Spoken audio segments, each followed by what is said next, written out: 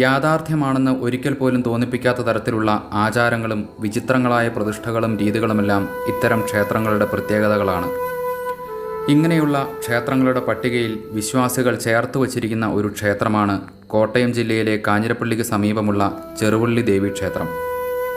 പ്രാർത്ഥനകൾക്കുത്തരം നൽകുന്ന ആദിപരാശക്തിയും വ്യവഹാരങ്ങളിൽപ്പെട്ടുഴലുന്നവർക്ക് നീതി ലഭ്യമാക്കുന്ന ജഡ്ജിയമ്മാവനും അപൂർവങ്ങളായ നിരവധി ആചാരങ്ങളും അനുഭവങ്ങളും പിന്തുടരുന്ന ക്ഷേത്രമെന്ന നിലയിൽ വിശ്വാസികൾക്കിടയിൽ ഏറെ പ്രസിദ്ധമാണ് ഈ ക്ഷേത്രം.